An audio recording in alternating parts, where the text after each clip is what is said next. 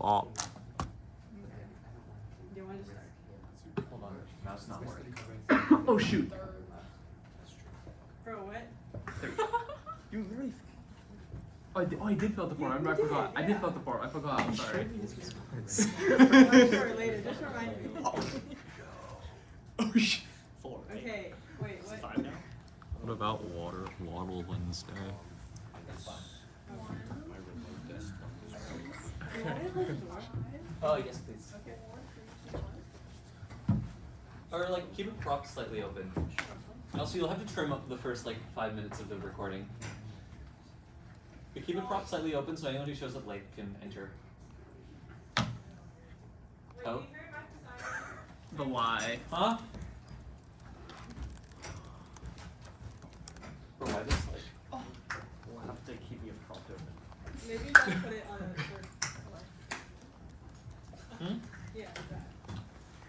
Or point it at your That makes like no sense whatsoever. It's a scroll wheel. But also like, bro.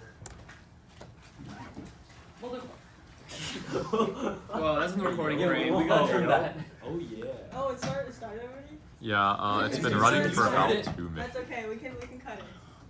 Okay. I suggest you leave only it in. I don't know. Wait. It moved like every time except for the times when I was actually using the scroll wheel. Okay. Do you want me to? Do you just it? want my? Do you That just we want might my end up having to mouse? do that. Okay, that's fine. Huh? You just want my mouse and then connect that to your computer. Well, that's what we were doing, but like Oh. with my mouse. Oh. It's fine. Okay. We'll just do it this Y'all way. signed in? Yar. Okay. Are we good? Yar. Yeah. Okay. First announcement. It's Waddle Wednesday.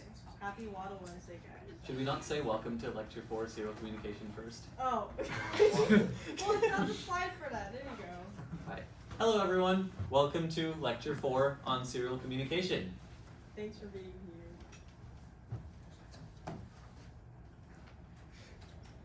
Alright. First major announcement from Claire. It's Waddle Wednesday. Woo! But no, there's actually a couple of announcements. The first one is that we're having a work session this Saturday from 12 to 5 p.m. So if you haven't completed Lab 2 or 3, and that's most if not all of you in this room, you should stop by and get those labs done. Thank you. Another quick announcement about the DAV loaner laptops. We're only going to allow them to be used during lab hours when there's officers around, or when there's other work sessions, so that officers can be there to supervise. So if you need to use the loaner laptop outside of these times, then just let us know and we'll see if we can work something out.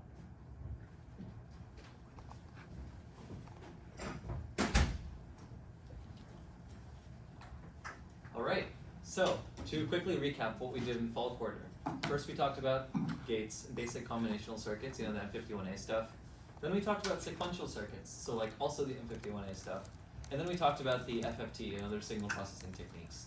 So this kind of lays the foundation of what DAV is as a project, but in this lecture we're going to go another level into actual digital design in industry and talk about some of the things that you might see if you were to work in chip design as a career. So, to start, we will be spelling words with serial, aka serial communication. So, consider the situation. You are working at, for example, a game company, and you're making a game controller for your video game console, right? And as part of this whole process, you need to be able to communicate between your controller and your console. So you need to have some way for the controller to send data regarding like what buttons are being pushed, how the joystick is being moved, etc., etc. And since you are creating this controller from scratch, you can decide how it communicates with the console. What might you need to consider when designing this controller? That's kind of the foundation of serial communication. Evan. Oh, like how quickly you're communicating the inputs back to the console from the controller. Very good. What else we got? Adrian. If you don't use like a clock, you need to decide how you're going to actually tell the other thing like when to start receiving a message, when to stop. Lovely. So these are all things that have been considered in game controllers in the past. Like, for example, some devices like the NES controllers that you guys will see later on in this quarter, they actually don't use a clock that runs throughout. They use a clock that only gets read after a secondary latch line is pulsed. that's not a detail you really need to know, but it's just in case you were curious about the different ways we can communicate. There's also other protocols like the Nintendo GameCube bongo drums, which don't use a clock. They just kind of have independent clocks inside the controller and the console, and you kind of just have to send bits and hope that they read them at the same time, roughly. It's great. Anyway, so with that being said, here are some things that we need to consider when designing a communications protocol. So first of all, some vocabulary. The specifics of like how your game controller, which is in fact called a peripheral device in the context of like FPGAs and whatnot, and how your console or the controller device is how they communicate, that's going to be called a protocol. So it's a little bit confusing, but the controller is the controller because it's the thing that's like actually managing the data that it receives from peripheral devices. So like you have your FPGA, for example, would be the controller, and your game remotes would be the peripheral. This is also another like common terminology for this is master and slave. Master for the like controller and slave for the peripheral, but I think this terminology is a little bit outdated now. It's still used commonly in industry though. But anyway, with that being said, there are several things you need to consider when designing this protocol. One, you need to consider how much information is being sent at once. So do you want to send bits in parallel, send them sequentially? Do you want to send it at the byte granularity or at the bit level, et cetera, et cetera? Two, how do we know which controllers are actually speaking and which ones are listening? Speaking and listening are metaphoric here, but like the general idea is how do we know which controller is active and sending data and which ones are kind of just like idle, and whether or not your actual controller, your game console, whether or not that's able to process data at this time. And lastly, how do we know if a message has been received? Because for all you know, you could have your game remotes just sending bits willy-nilly, and if your actual game console isn't doing anything with that data, it's not really useful. So we need a way to ensure that the two parts of the system are communicating that they are in fact in sync.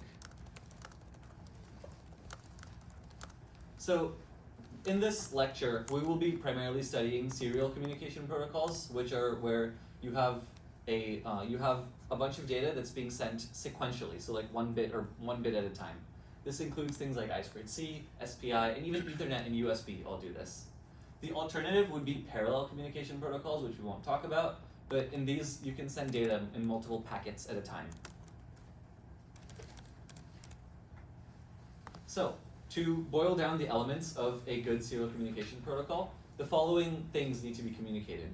For one, you need to know if a controller or peripheral is listening. Two, you need to know who is sending data, who's receiving data, and vice versa. Like when do they switch? Three, you need to be able to identify a clear message within your overall protocol. So what exactly is the data being communicated as opposed to things that are just there for like metadata or synchronization purposes. And four, you need to have some sort of acknowledgement scheme to make sure that messages that you send actually do get received. So if you'll notice, this is actually just like in real life. You kind of need these in actual human conversations as well. Like for example, if you just have like a dude on his phone when you're talking to him, there's no attention there, and therefore the message does not get transmitted. Or like if you are quite literally speaking different languages, then the message is unclear, you can't really get anything out of this conversation. And if you don't know who's listening to you, you're kind of just like throwing data out there, and like it doesn't really make sense to have a conversation in this way. And likewise, if you don't have any acknowledgement from your listeners, it's not viable as a mode of conversation. So like for example, right now, if I were to give this lecture but all of you were asleep, I couldn't really know if you guys are learning anything or not. But yeah. So it's just all like real conversations. It doesn't work. Okay, that's fine. Alright, so in order to see what this looks like in the real world with people who have made this for real game console, like the nunchucks you guys have in your kit, we'll be studying I2C as our serial communication protocol. Alright, so yes, it's called I2C. It stands for Inter-Integrated Circuit, and it's usually popular for a main device, maybe several, but you don't have to worry about it. And it talks to one or more peripheral devices. So what we are communicating with is, you mentioned a clock earlier, so we'll be having a clock line called SCL that will be in charge of syncing up the data between our controller and our peripherals. And then, in order to actually send that information, we have a second line, and we'll call it SDA, and that will be what sends information from device to device. It's important to note that we only have one data line, and that's because it's used for both sending the messages and receiving things back. So we'll see how that looks like in just a little bit. Right. Just a note before we get into this, over the course of this lecture, in order to show you how I2C works, we'll be building a finite state machine. But in the lab, you'll probably notice we won't be asking you to build this. And so when you're working on lab 4, you don't necessarily need to get everything matching the finite state machine we built in this lecture. It's mostly just to help you understand how the protocol works. And trust us, guys. There's a reason why we're not Yeah, asking you there's a to reason. build this FSM in hardware. We will explain the sort of abstraction that we're using at the end of this section in lab 4. Let's get started. Alright, so here we have the most descriptive FSM you have ever seen. That's because we don't know where to start yet. So how do we let the device know that we want to start signaling information? Because otherwise it doesn't know when we want to start interacting with it, so we need to actually let it know. And so remember that we have two lines that we're working with. We have the clock line and the data line. So there's, you want to switch to the next one? Yeah. So the start signal is special because it involves both of them. So in order to symbolize the start, you're going to bring SDA low while SCL is high. So remember, SCL is our clock pulses. So this means that whenever there's a high clock pulse, we can signify that we want to start by sending the value 0, quite literally, to the data line. This has some implications that we will cover in slightly later slides. But here is our brand new FSM. We have a start state now. So whenever you want to start, you can just send this pattern of inputs, and then that will let any device that is connected know that, oh, I'm going to start signaling to you. But yeah, the side effect is that if we try and change SDA while SCL is high, that might mean that we accidentally send some different control signal that we don't necessarily want. For example, I think if you send another start signal, it will just restart your communication, and you have to do all of the protocol stuff again. So that means that while SCL is high, our data line needs to be stable. Does that make sense? Okay, on to the next one. Alright, so now I'm going to pose a question. How do we know which of these remotes we're talking to? Right? There could be multiple connected to the FPGA. Let's say you're bold enough to create a multiplayer game in DAV, which if you do, props to you. But how do you know what controller you want to talk to?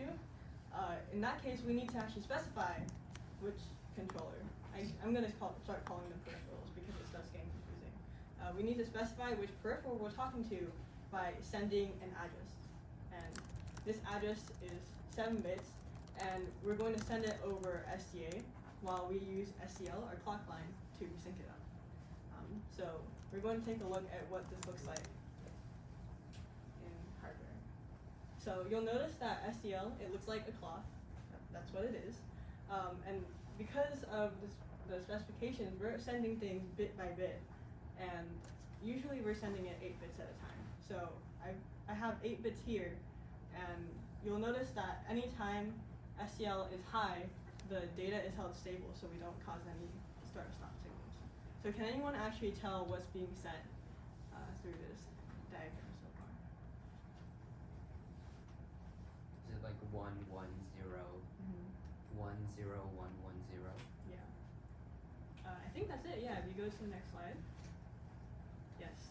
Thank you for participating. But you'll notice that the last bit is 0, and that's 8 bits. So why do we have an extra bit? That's because we have an additional write bit at the end of the device address that lets the device know, are we writing or reading? And that will be slightly clearer later on when we discuss the difference. So yes, we've sent off this address.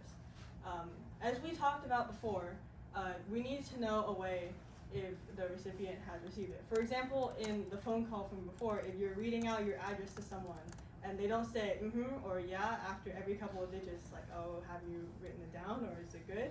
It's just kind of like that. So now we need to let the device have some time to give us an acknowledgement so we know, hey, our message have like made it here and you've actually processed it. So how do we do that? We actually let the data line go to impedance, so we kind of let go of it in a sense, and then we allow the peripheral to send a 1-bit signal back to let us know if everything's okay, if it's gotten our message. And so here's what that signal looks like. I included an ACK or an acknowledgement in the slide earlier, but a NAC would be the opposite. So while an ACK is the data line remains low or changes to low, a NAC would be receiving a high signal or a 1, which means something's gone wrong. So usually in the case of a NAC, when you're sending an address, that might look something like, oh, they didn't find a peripheral that has that address, or it just didn't respond. You have a question? Wait, if it's pulled low, how can it simultaneously be 0?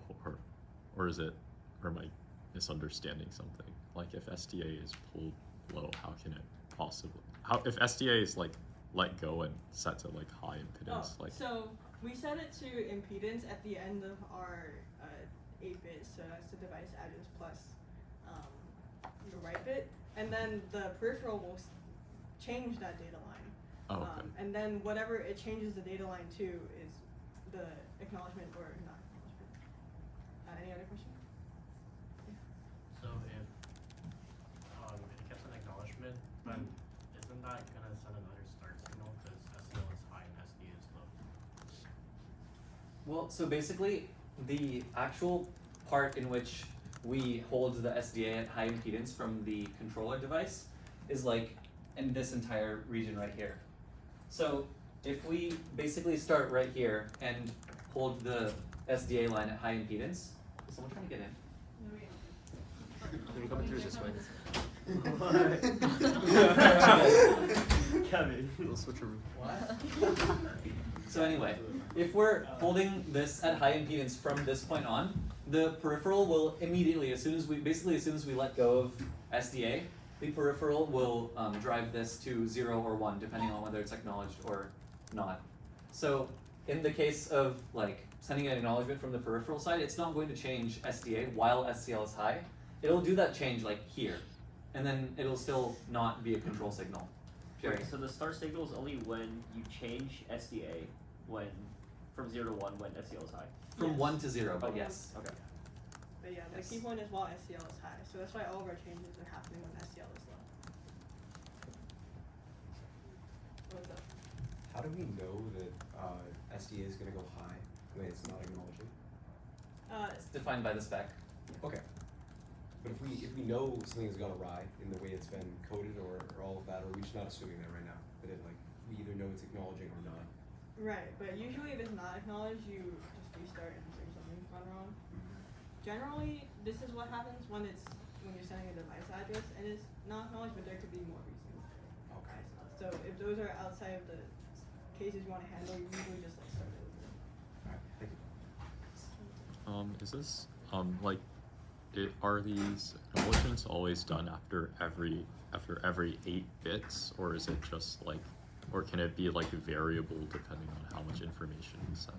I think for I2C it's I think it's after every 8 or 10, depending on your Yeah. device. 10, I think we discuss it later, is if you need even more device addresses. Yeah, but some generally- devices do have 10-bit things. But yeah. Any other questions? These are great questions. Yes, thank you for asking. Looks like we're good. Alright, so here's our new FSM. We now send a device address. And now you'll generally see that anytime we receive a NAC, I just threw a reset here, but generally a NAC means you want to start over, so we have this idle state for sending NACs or resets for start over. And you'll see that once it's gone to idle, it can just head back to start and you can start over.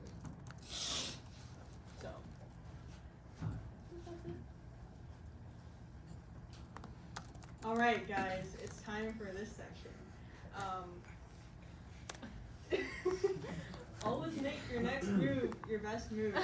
Shout out to Zaire for getting me to include this in the lecture. Alright, so we're gonna start off by talking about writes. So you might recall that we had a read or write bit, and write being 0 and read being 1, I believe. So now we've told the peripheral device we want to write, but where to write to, right? We can't just write at any address. What if there's data there already, or it's not a valid address, that kind of thing. So we need to tell it where within the peripheral we want it to write by sending an 8-bit address. And of course, like any communication, we then need to wait for an acknowledgement to know that it actually worked.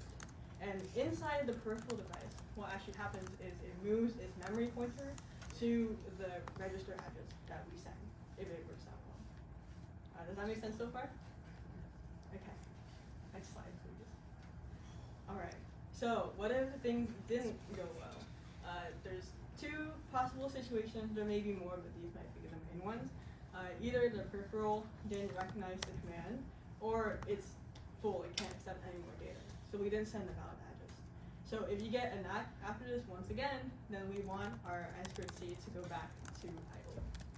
That make sense? So here's our newer FSM. We've added a new state for sending the register within the peripheral. And again, if we get an ACK or if we want to reset, we can send it back to idle, we can start again. So, hope this is pretty straightforward so far. Any questions? Alright, we've moved the pointer now. This means we can start writing. And in fact, we're going to assume that we can continue sending data by overbyte, as long as the device keeps sending an ACK. So this is what we discussed earlier. Generally in I2C, we want to send 8 bits at a time, get an ACK, and we know we're good to keep going. Alright, so we've written enough, but what happens now if we want to stop sending data? Well, we have a stop signal. So like before, this control signal happens when SCL is high. Again, another reason why you don't want to change SDA when SCL is high. So in this case, we drive SDA high while SCL is high, and that tells the peripheral that we're done. We don't want to write anymore. So let's look at our new FSM. Alright, so this is the FSM essentially for writing. If we keep getting ACKs and we want to continue writing, we can just continue to go back to the write state. But if we decide that we're done, then we can send it back to idle, or we can start again. Oh, okay, wait a little bit. I can see 8 users. Okay, got it. A question? So how do we, so for the write bit, like how do we distinguish between a 7-bit address plus a write bit and like 8 bits of pure data? Is it just that like the 7-bit address plus the write bit will always be the first thing that's sent?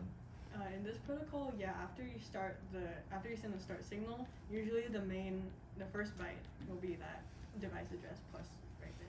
Yeah, it depends on the device you use for the exact specs, because obviously I2C varies a little bit from device to device. But in general, the first thing you send will be some number of bits of device address followed by a read or write bit. And that will be like the first thing right after the start signal. But yeah, in terms of how do you know, it's usually defined by the protocol. So you do like, oh, if it's like this set, then I'm generally expecting this kind of thing within these 8 bits. So you look at the data sheet for your particular device. Does that answer your question? Yeah, sorry. Good to go on. No, wait, question? Oh yeah. Wait, so the 7-bit address, like that comes with the write bit. That's like the address of the peripheral. Yes. And then the 8-bit address, what is that? It's the memory address you want to write to within the peripheral. Oh. Yeah.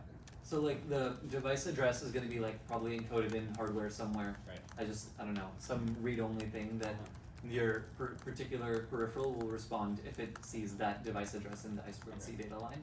But then the register address, all of them might have that address in their address space, but only the one that responded to the particular device address you sent, that's the one that's going to actually, activate. Oh, another question? Yeah, like, what was the SDA-STL combination for acknowledge? Like, which one's high, which one's low? Oh, so this ACK is low. ACK is low and MAC is high, while SDL is low. Because you will let go of SDA, which is you let it go to impedance, and then the device or the peripheral will send or will change SDA to low or high, while SDL is low. Okay. Yeah. Do you want to go back to the diagram? It might be more obvious. Oh, This one? yeah, no, No, not that's this one. more. This right here. Yeah, that one. So this is what it would look like. So you can just kind of imagine that we drop it somewhere, and then the peripheral knows, oh, it's my turn to send a signal. So it would be low while SCL is low, or in this case, you notice it went high while SCL is low. Does that make more sense? That makes sense. Yeah. Okay. How does like the line go to SDA line go to 1? Like if there's just no device there, like wouldn't it remain like For this? 0 or C? Yeah. So you would not have no device there, for example. But like for example, if your device was say just broken and not responding, probably what would happen is in hardware for your particular peripheral, in the absence of any like thing being driven by the controller device, your peripheral would probably just have some way of automatically driving that to SDA so that it has to actually like do something to drive it to 0 for the ACK. And if it doesn't drive it to 0, it's just going to be a NAC by default. Any more questions? Okay, I think we're good. Cool. We were at the end of right.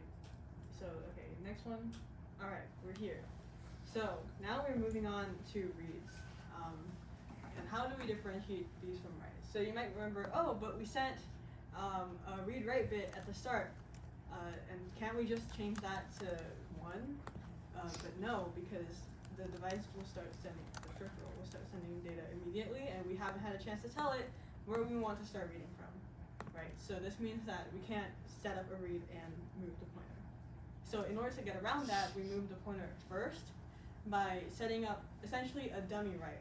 So we take the first 2 steps of writing, which is we send the device with read-write bit 0, which is a write, and then we send it the memory address to.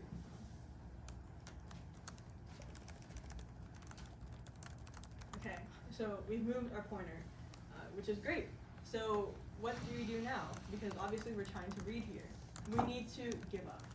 And by that I mean we send another start signal. Another one. Start the process over. So now when we send the device address again, we can set the read-write bit to 1.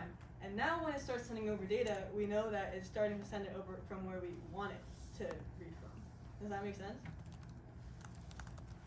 Does the concept of a dummy write make sense to everyone?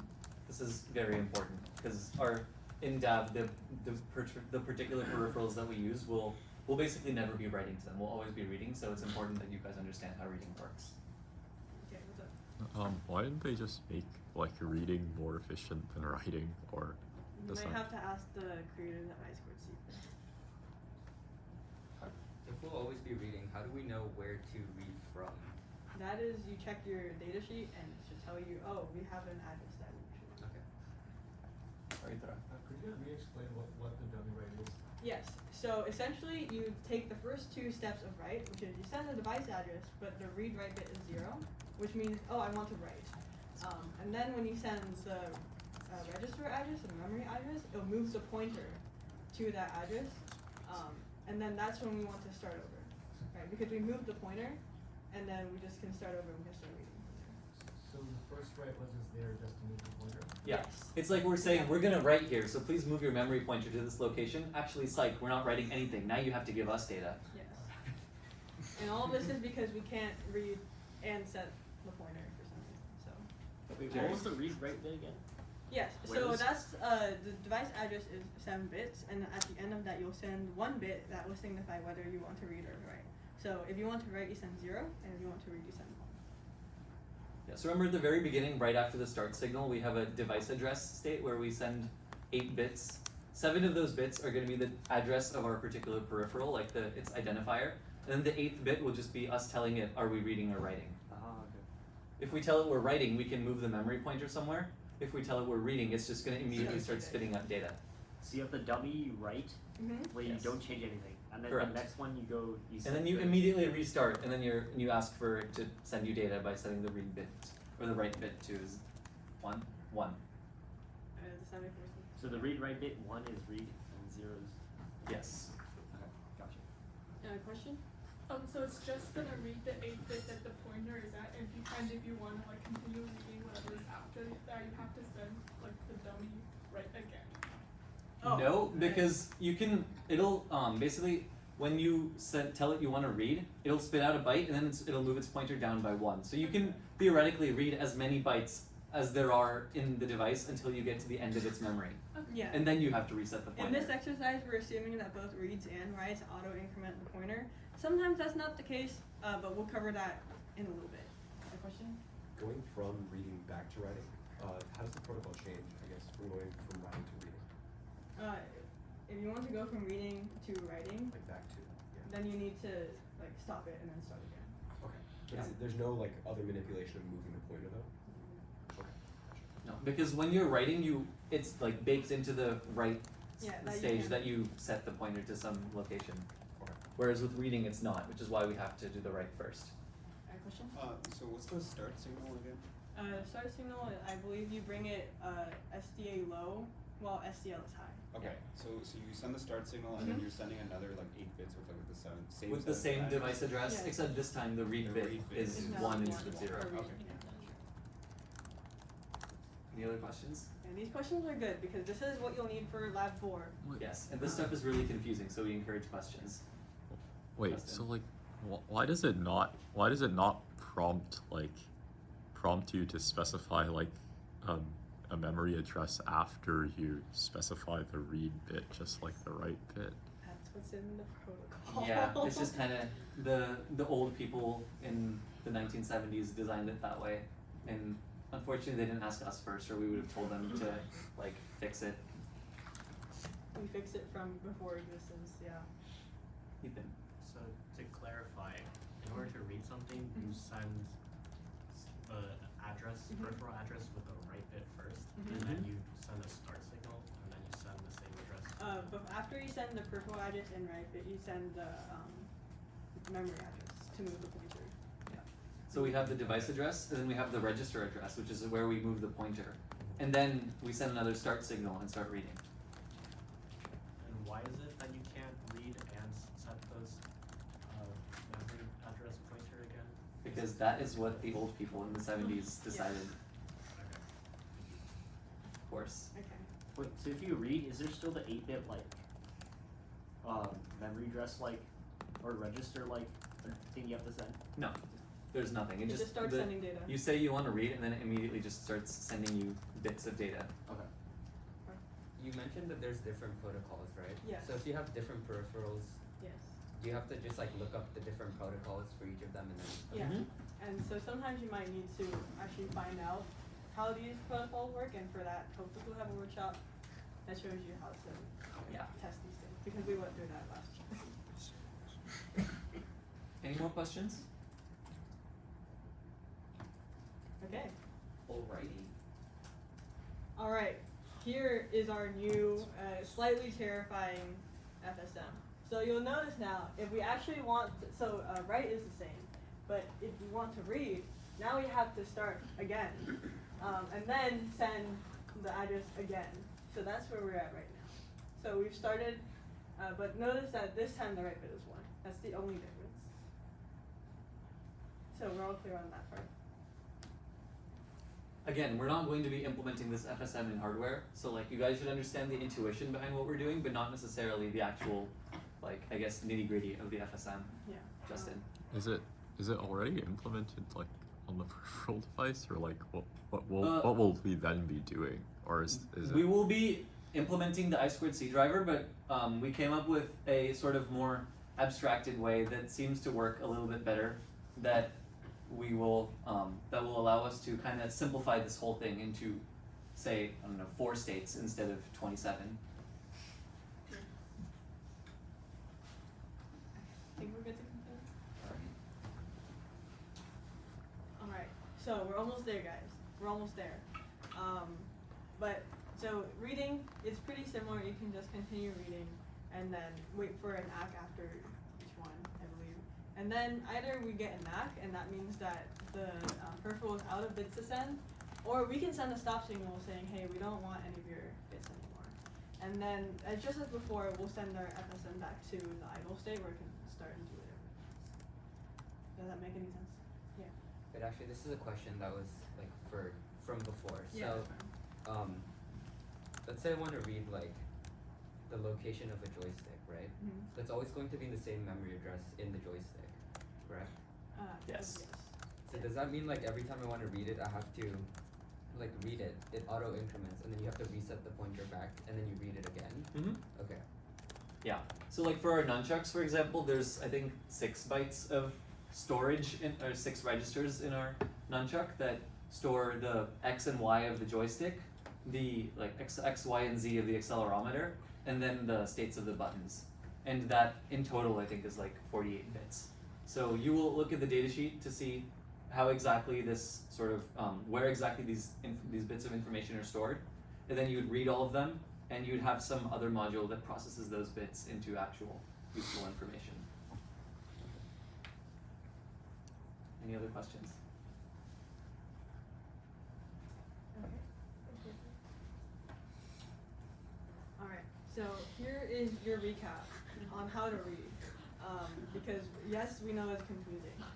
So after we send the start signal, we send the device address and a read-write bit of 0 for write. Then we send the register address because we're moving the pointer inside memory to say, hey, we want to read here. And then we send out another start signal, and which will start the process over. And now we send the device address again with the read-write bit set to 1 because we want to start reading. And now the peripheral will just send us stuff to read, so we can read as much as we want, as long as we keep getting ACKs, of course. Until either we get an ACK from the peripheral, or we want to stop it. Or to clarify, when we're reading, it's actually the controller that sends acknowledgement bits, not the peripheral. So like the peripheral would send us data until the controller sends it a NAC. So after every 8 bits, the controller will actually hold the SDA line at high impedance, and after every 8 bits, the peripheral will hold the SDA line at high impedance, and the controller will be expected to send an ACK the same way the peripheral was earlier sending ACKs after the device address, for example. Question? Oh, and that, what you just said only applies to reading, right? Correct. Yes. Okay. During every other state, the controller, such as our FPGA, will be sending bits, and the peripheral will be acknowledging or acknowledging. But in the case of reading, the peripheral sends us bits, and the controller will send an acknowledgement. And if the controller cannot take any more data or doesn't want any more data or something, then it will send a NAC, and then the controller is expected to stop at that point. Just to clarify, the first 2 steps there correspond to like the device that the peripheral kind of telling where it needs to read the like memory from. The dummy write. Yes, that's Okay, the dummy yeah. write. Yep. Yeah, question? So is stop not really the signal and NAC is the stop signal in this case? Or? No, you also have to send a stop signal, because if you send a NAC and then continue expecting a read, the peripheral will just start sending you garbage. Any more questions? Okay. Alright, here is the final monstrous FSM. So all we really added here is this read state, which is very similar to the write state where we can continue to read as much as we want. We just need to make sure that the controller, sends ACK after every bit. So it's a little bit like the inverse of right. And then after we're done, we need to stop it just to make sure we don't get any more data. So this is our completed I2C FSM. Congrats guys, we made it. Now you know how to communicate with your nunchucks. This is all it takes. Any questions? Yes. What takes us back from idle to start? Whenever you want to start again. Oh. Yeah, so that's going to be defined by your peripheral, but it will have some sort of minimum, or I guess maximum rate at which it can send you like samples of data. So you would have internally to your your FPGA or other controller device, you'd have a polling clock that will go high after, say, every 400, 400 hertz or something. I don't know. I made that number up. But at every 400, every positive edge of your 400 hertz polling clock, you would send a start signal, and then this would send you data. And if you did it too fast for your peripheral to keep up, it would send you garbage. Okay. If you did it too slow, I mean, it's fine. It'll still send you data. It's just not going to be as fast as you can get data. Or you throw. Is this the same method of communication that a mouse or a keyboard might use? Don't think so. Those are usually some form of USB. Yeah, those are usually more complicated because there's more to send, more like restrictions on the amount of time it can take, things like that. So those will usually use something more complicated like the USB protocol. Jerry, you had a question? Yeah. Can you send a stop bit like while something's reading, or do you have to wait until like to send a NAC and then stop? I know you want to wait hard. You should wait until you should send a NAC first, because that is what will, you know, indicate to your peripheral that you're no longer reading, and that it will then hold the line at high impedance so that you can drive SDA with the stop signal. Because like if you didn't do that, it would like hold the line at high impedance, which is equivalent to your like controller device just reading garbage. Does that make sense? Okay. Do you have another question? Okay. Alright, that was a lot. So we're going to take a small break here. Fran, do you want to switch it to the memes while we take any more questions that might exist? But I'm gonna go first. Sides. Yeah.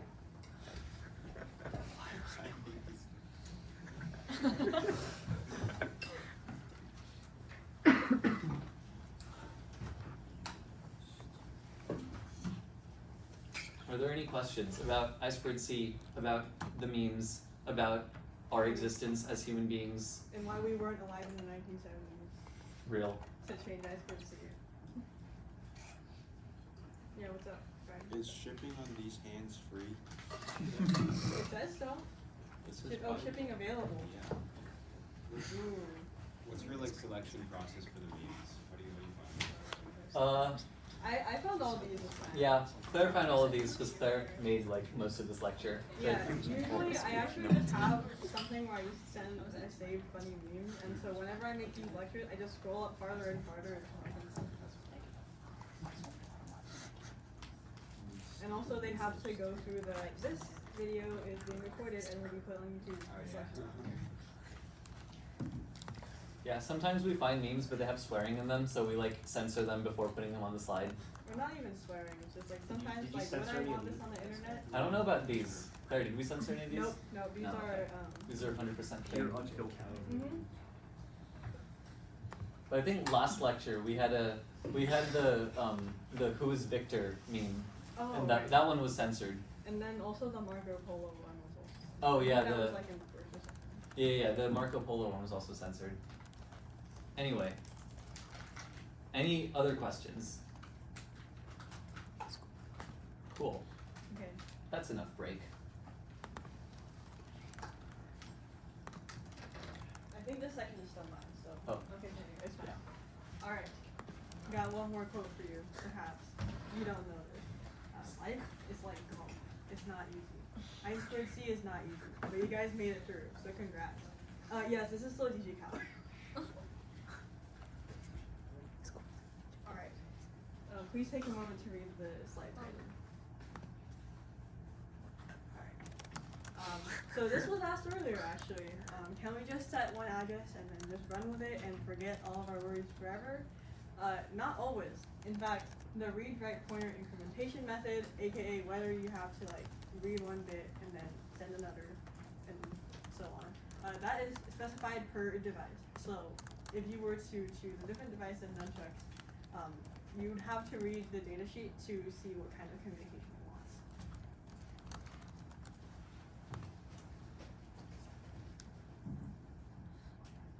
Alright.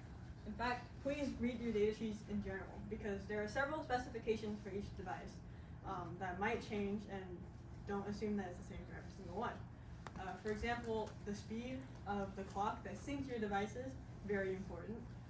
Usually there's a standard speed of 100 kilohertz, but sometimes there's different speeds, like 400 kilohertz, and even megahertz, wow.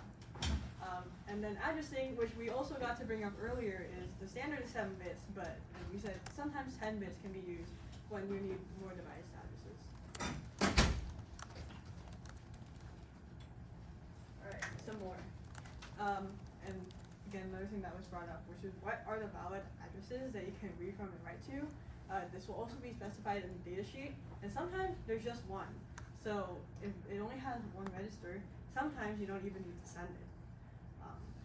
And then the last one is a handshake signal, which is sometimes you need to do some form of actions like extra messages to wake up the register, or it's just a longer like ready signal basically. So sometimes you need to write specific messages to the register before you can start doing anything else like writing or reading.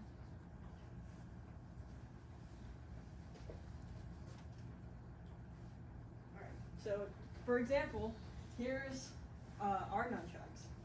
Speed, the standard, 100 kilohertz.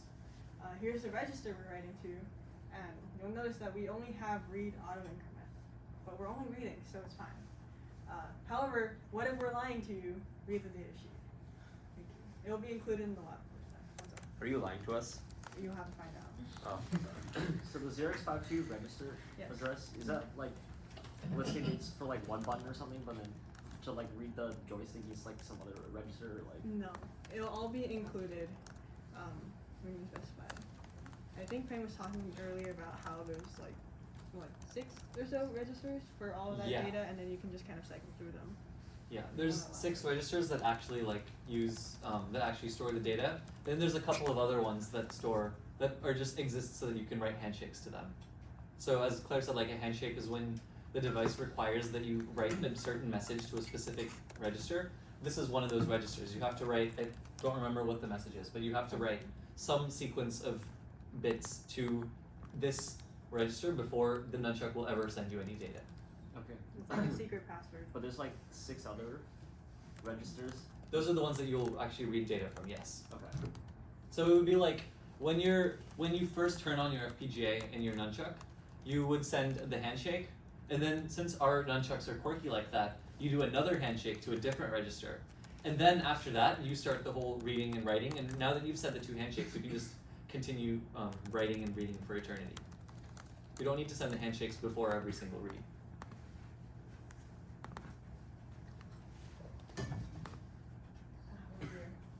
Alright, so we're done with I squared C now, and we're gonna move on to something that's related to serial communication, but also a little different to give you a break.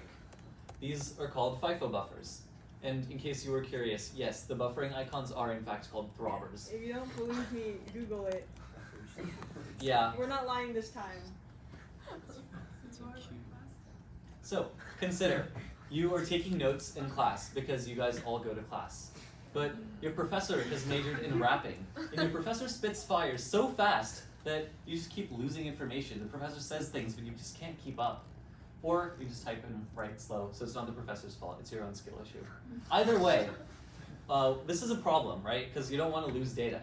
So the solution here, of course, could be you use a transcription app and you just like record your professor, right? And the transcription app is able to record what he's saying, and then basically basically take a note of the data that your professor is spitting. And then every now and then you can look at your app and copy it over to your notes, and you can do it at your own pace. And yeah, this is what Dolly thinks a rapper wearing a graduation cap looks like. I asked it to draw a rapper wearing a graduation cap, and it came up with this. So, that analogy is basically what FIFO buffers are. Imagine that your peripheral device is the professor spitting out data, and you're the FPGA. The peripheral continuously streams information, but your FPGA is probably doing a bunch of stuff, and it can only process information every so often. So as we saw in the previous analogy, we can use something like the transcription app, which is a buffer to store this information until we're able to do something with it. These buffers are called FIFO buffers. And in addition to having applications in communicating between controllers and peripherals, in industry they also use FIFO buffers to communicate between modules of like a larger chip. So these FIFOs can have different parameters based on your program's needs, right? Like you can have a FIFO with varying width and depth, where the width is the size of one data entry, like how many bits is it, and the depth is how many entries your FIFO can have before it becomes full. This entirely depends on the actual, like, I guess, components that are communicating with each other that would define how you specify the dimensions of your FIFO. Everyone good so far? No questions? Justin. Is this like a queue or like? Yeah, Yeah, it is. it's It is essentially quite that. literally a queue, but in the hardware design industry, they are called FIFOs. Okay. But yeah, if you have taken CS32, I think you probably have implemented a queue, and they've probably taught you to do something that looks probably exactly like this, where you have a bunch of data that you write to in sequence. Follow-up question: are they circular queues? They can be. That depends on your implementation. But I think a lot of times FIFOs are implemented as circular arrays. Just because it's easier. Anything else? Alrighty.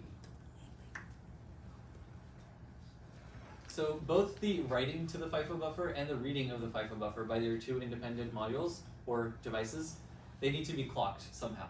They can either be clocked with the same clock or with unique clocks, but they do have to be clocked. And if they have unique clocks, this is called clock domain crossing. We're not going to get too in detail on what this is or how it works, but just know that it's a method that you can use to have a module in one clock domain, aka a module that's running on one like clock speed, interact with a module that's running on another clock speed. Questions? Yeah, as the slide said, it's pretty common in design and verification. Yeah, so you should know what it is. Good. So with FIFOs, there are really only two rules that you need to understand, and you've probably seen them when implementing a queue if you've implemented a queue before. One, you don't write to a full FIFO, right? Because this will cause overflow. You'll probably overwrite some data that already existed. And two, you should never read from an empty FIFO because it's garbage data that you don't actually think it's not actually valid. So with that being said, we're going to put together a block diagram of a FIFO buffer. So for writes, we want to send in our data, but we also need to specify somehow that the data that is being written to the FIFO is valid, right? Because maybe our write input is not changing, but whether or not it's valid, that will determine whether the FIFO actually like writes it to some position in the giant array. In return, we want to be able to see if the FIFO is full. That way our module that's writing to the FIFO will not write past that. And for reads, we kind of do the exact opposite. We need to be able to enable reading from the FIFO, which will be determined by A, whether the FIFO is empty, and B, whether the module that's reading is currently able to consume more data. Both sides need to be clocked. Are there any questions? Alrighty. So with that being said, here's one possible design of a FIFO buffer, right? It's basically just everything I just said. You have an input clock for reading and writing. You on the right side you have or the WRITE right side. You have some data that you're writing. You have whether or not your data is valid, and you have an output from the FIFO buffer that tells you if your FIFO is full and can't take any more. If your FIFO is full and can't take any more data, then you should not assume that the FIFO has stored it, and your module should be able to handle that behavior. On the flip side, when you have a module that's reading from your FIFO, it's going to need a way to receive the read data, so an output from the FIFO, and it's going to need to know whether the FIFO is empty, aka is the read data that's being spit out like actually valid. And it's going to need a way to tell the FIFO that I want to read something right now, so you can move the pointer. Everyone good on that? All right. So with each read and write to the FIFO, we need to actually update what data is available, what data has been consumed already. So we can use read and write pointers for this. Basically, when you have a read and write pointer at the same position in your array, that indicates that your FIFO is empty, right? Like you haven't moved your read pointer past where your write is, and vice versa. So your you haven't moved your write pointer past where your read pointer is. So as a result, there's no data that is currently available to be read. When the read pointer and write pointer point to the same location, but they have different counter values, that indicates that your FIFO is full. which means that your right pointer has written so much that in your circular array it moved back to the beginning and back here. But as a result, since the counter values are different, you know that you actually have filled up the entire FIFO. So now, before you can write anything else, you need to read something and consume some data. Does that make sense to everyone? So with all that, basically what we said over here is that we have the read pointer for indicating where to read from next and the write for where you write to next. And then these, whether or not we actually read and write is going to be based on read enable and write valid, which are inputs to our FIFO that will basically indicate whether modules are actually ready for new data. And then we will update the pointers on each clock cycle. Everyone good with that? Any questions? Right. So, the FIFO protocol is actually a special case of a more generic interfacing standard between modules called the ready valid interface. And I think once I explain what ready valid is, the whole concept of FIFOs will make a lot more sense. Basically, in this scheme, you have two things, a source and a sink. Your source is what's producing data, and your sink is what's consuming it. So, in the case of the ready valid interface, your sink module will have some output line called ready, and that will indicate that it's ready for more data. It's able to process more data, and that the whatever it's currently doing is done, and it is ready to accept more data from the source. On the flip side, you have a source module that will have an output called valid, and that will tell your other module that basically it has more data to offer, right? So if your valid is low, then the module that's supposed to be producing data hasn't actually produced anything yet. So your sink, the module that's reading, can't actually do anything with this information. So this diagram kind of explains that. It's like kind of a handshake protocol. You might hear it described as a handshake because the two modules are only interacting and data is being passed across when a very specific condition holds, which is when both of them have their hands in the middle. Next slide. So some examples of ready valid signals are when, for example, at any given point, if valid is low, that means your module that is supposed to be producing data has not produced any data that's like consumable. So regardless of this first module being ready, then nothing's going to happen. There are going to be no reads. On the flip side, if ready is always low, that means the module that's supposed to be receiving data is not actually able to consume any data, and therefore your other module, which has valid data, should not be producing more data on the assumption that the previous data has been read. Does that make sense to everyone? Urethra. So just to make sure, the valid signal is that it has data to send? Yes, the valid signal is that module 1 has data to send, and the ready signal is that module 2 is ready to receive that data and process it somehow.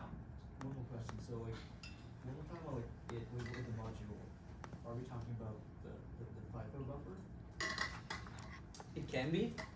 And like I said, the FIFO sort of interfacing standard is kind of a special case of this, where your FIFO is in fact going to acknowledge the, for example, the write enable signal that goes into your FIFO.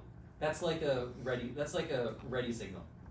It's saying that the module that's writing to the FIFO has some data to process. And in contrast, the FIFO's full output, that's like the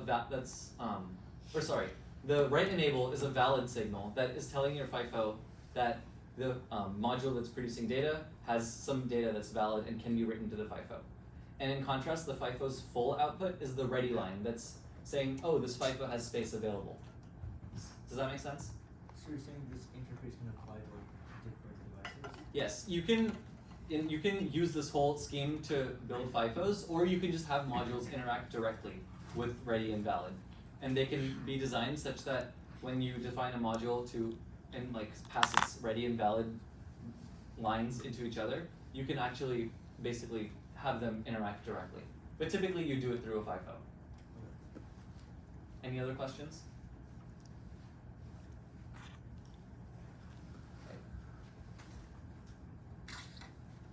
All right, lastly, IP cores.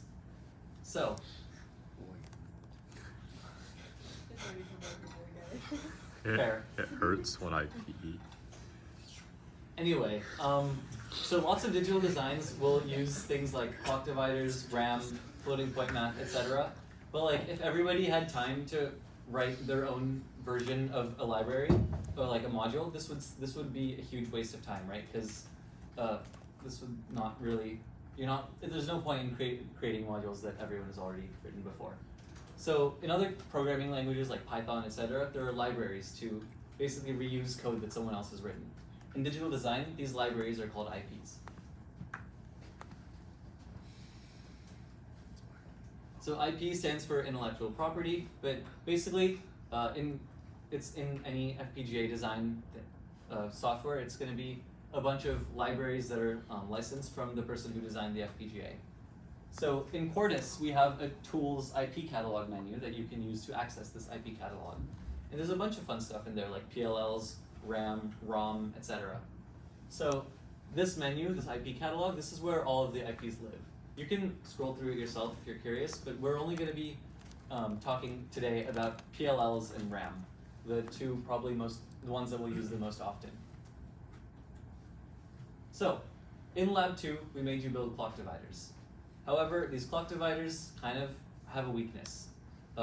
In hardware, if you use a clock divider that's implemented using gates, it is susceptible to clock drift, which is basically where your clock kind of shifts in phase over time because of some minor propagation delay in your gates. And this is, of course, a problem because we want our FPGA and nunchuck to be in sync, otherwise, say, our I2C protocol won't actually work. The clock divider can't really fix clock drift. So this could be a problem, but our FPGA gives us a solution, which is called the PLL. So basically, between our FPGA and a peripheral, instead of using a clock divider to generate a clock of a certain speed, we will use the PLL. We're not going to go into the details because PLLs are complicated, but basically, your PLL will take some input signal, like an input clock, and it will create a new signal, and it'll automatically correct when the phase shifts.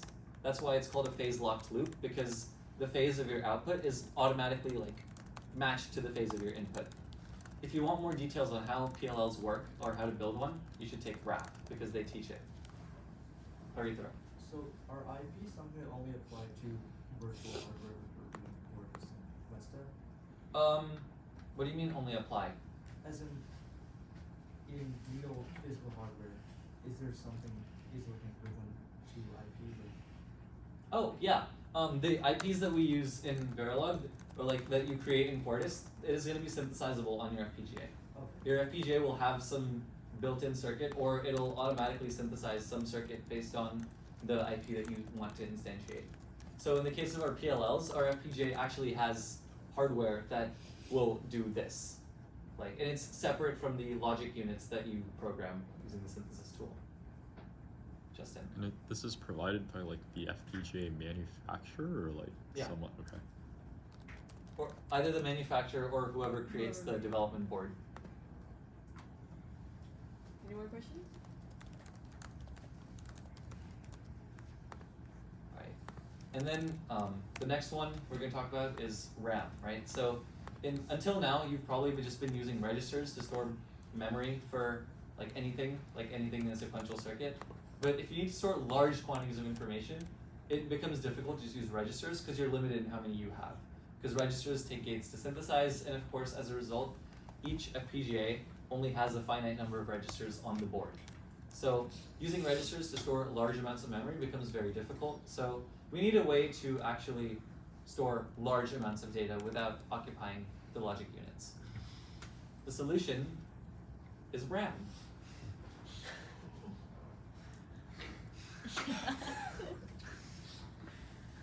Anyways. W. Common. So in lecture 2, we talked about how registers actually are implemented in hardware, right?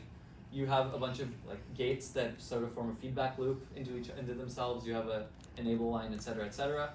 And basically, what this is a bunch of transistors that go into making a gate, a bunch of gates that make a flip-flop, and a bunch of flip-flops make a register, which is, quite frankly, a lot of resources wasted. However, RAM kind of solves this because it's a separate IC with a large array of capacitors instead of all these gates to maintain your data in like a feedback fashion. So this is nice because we have basically, instead of a giant array of transistors to make gates, we just have a singular transistor and a capacitor, and that will create a singular bit of RAM. This is kind of the most common design, but there are others as well. So in this over here, we have a word line which indicates what address we're trying to access. So you'll have a bunch of transistors, and some of them will respond to certain word lines. That is based on the actual logic of your, the logic of your memory controller. Your transistor will actually it's like a switch, so it actually cuts off access to your capacitor based on the word line. And then the capacitor will actually store the bit itself. So if the capacitor is charged, then it indicates a bit of 1, discharged is 0. And there's a little problem here, which is that capacitors do leak charge over time. So you have to refresh your capacitor every once in a while. But the benefits of using such a small amount of resources for memory strongly outweigh the drawbacks in the case of memory that needs to be, I guess, large and cheap. What's up? Wait, so is this just like on the FPGA board? Yeah, it's going to be a separate IC either in the chip or like somewhere else on your board. Yeah, and it's specified in the data sheet for that. Mm-hmm. Wait, but, Oh, another question? but then like why is it part of like the IP? Well, the IP catalog allows you to actually instantiate this. Oh. So if you, instead of like building a register yourself in Verilog, if you just say, I want to use the RAM IP, then the synthesis tool will know that you don't want to create a bunch of registers, you want to put your data in that RAM IC instead. Yeah, there is a way to do this like implicitly by the way you code, but it's probably easier to Yeah, just go through it's that. much easier to just do it this way. 33, you have a question? Yeah, when you say that registers are expensive, is that like time, power, or money-wise? Resources. Yeah, The definitely. the amount of resources that it takes to create a register, because of like all the gates and stuff that you need to build one, is a lot larger than the amount needed to create that. Yeah. Which, as a result, your FPGA only has a finite number of registers that you can synthesize, which is dependent on the number of logic units, I think. I have another question. Mhm. I'm not sure if you'll be able to answer this one, but like, why is it that, like, I remember hearing that registers are faster to access than memory. Like, why exactly is that? That's because registers are typically located in the case of an FPGA, your registers are going to be located within the FPGA chip. So as a result, the literal distance between your logic units that are doing any sort of combinational logic and the register itself, the actual distance between those two units is very small. In contrast, if you are using RAM, which is usually located off the chip somewhere else on the board, there is a larger physical distance, and also it requires passing it through some sort of memory controller that can then direct your particular address input to activate certain transistors and get that data from the capacitor. So it, by contrast, is a lot further and requires more actual temporal time to, get the data back.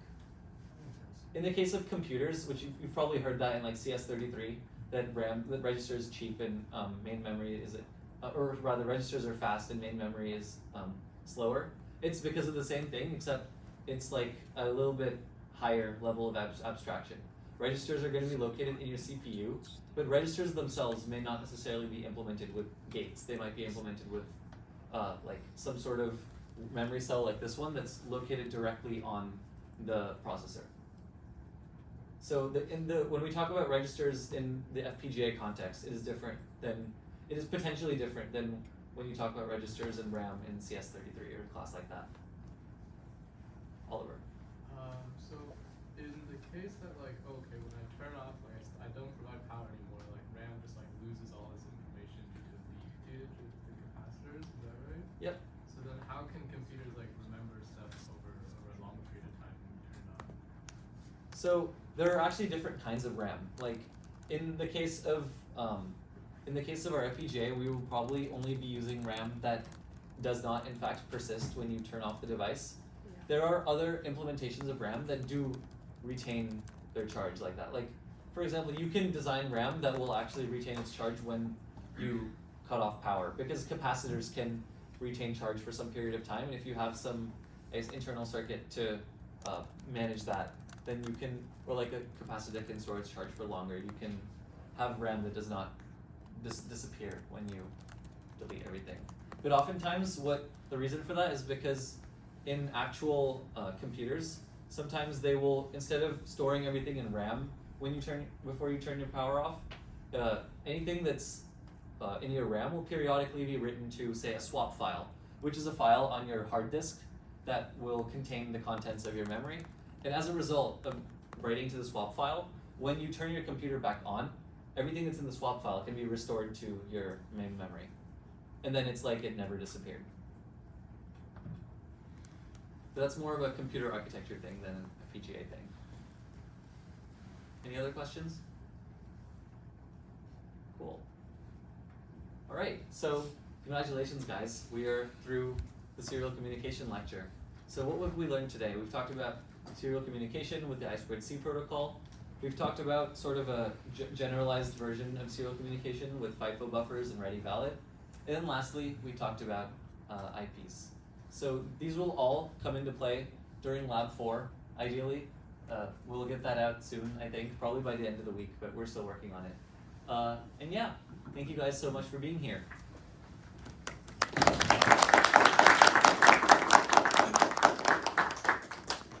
Any last questions before we depart? Is there anyone here that didn't get to sign in? Okay, I'm gonna change it back. Okay.